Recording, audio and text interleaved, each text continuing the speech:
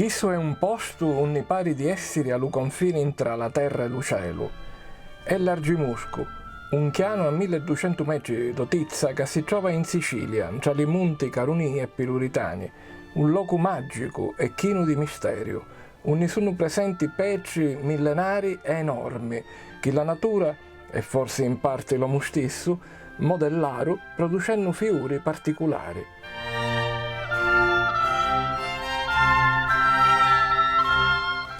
Sta Stonehenge siciliana è conosciuta picca e può ammucciare ancora tanti misteri.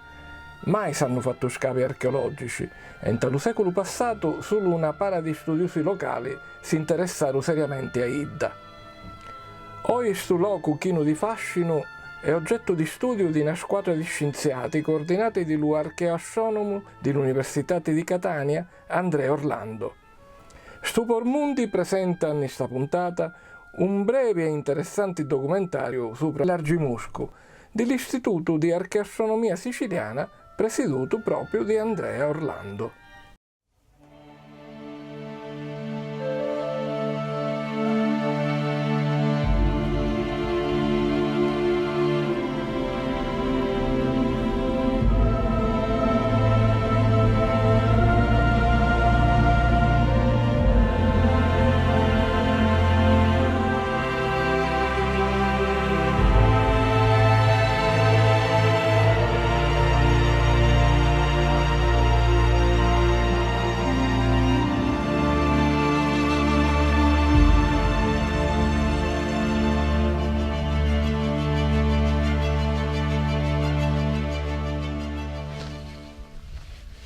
In Sicilia sono numerosi i luoghi al confine tra cielo e terra, luoghi legati all'archeastronomia, alla scienza delle pietre e delle stelle.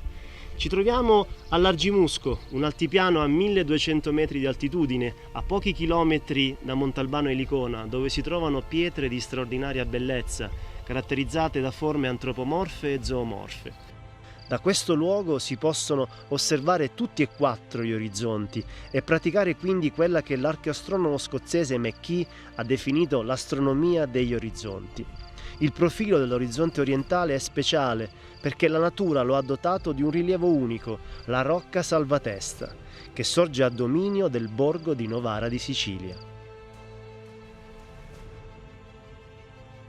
Tale rocca è un vero e proprio indicatore equinoziale, infatti il suo azimut è di circa 90 gradi, quindi all'alba degli equinozi vedremo il Sole che sorge nelle sue vicinanze. Questo punto nell'orizzonte, insieme agli altri due dei solstizi, permisero all'uomo nell'antichità, fin dal Neolitico, di realizzare un vero e proprio calendario astronomico, utile per le pratiche agricole e religiose. Una delle pietre più emblematiche dell'Argimusco è certamente l'Aquila, una roccia che assomiglia al rapace che più di tutti gli altri uccelli è legato alla simbologia celeste. Il suo becco punta verso sud, come se volesse indicare una precisa direzione. Ed in effetti, a valle dell'Aquila, facendosi spazio tra le felci primordiali, si giunge ad una tomba grotticella e ad un palmento rupestre che presenta una particolare vasca a pianta pentagonale.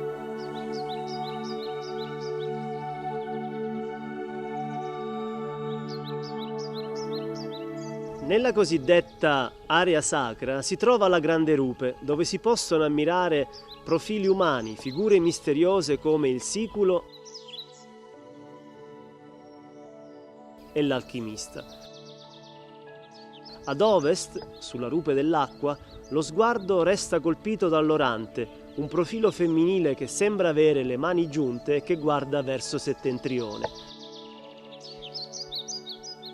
Superata questa magnifica statua androgina, ci si imbatte nella pietra dei Sette Scalini, una roccia che molto probabilmente era utilizzata come luogo di osservazione verso occidente. Sulla rupe dell'acqua si trovano inoltre scavati nella roccia un camminamento arcuato rivolto a sud ed una tomba a fossa o forse una vasca da dove si praticavano culti legati all'acqua. Altre rocce presentano strane forme, come il Varco del Leone, dove si resta affascinati dalle figure del sacerdote e del babbuino. O ancora i mammut, l'ariete ed il serpente. Il nome Argimusco lo si trova nelle mappe rinascimentali, come quella di Gerardo Mercatore, ma il luogo è legato anche a personaggi medievali, come Federico III d'Aragona, che nel 1308 invia una lettera proprio dall'altipiano, ed il suo medico prediletto, il catalano Arnaldo da Villanova.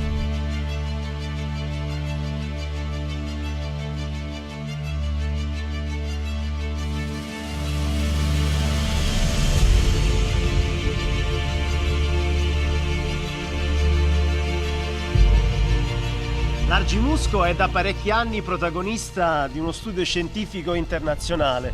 Questo luogo inoltre è stato scelto per realizzare il vernissage del Festival di Archeastronomia Pietre e Stelle.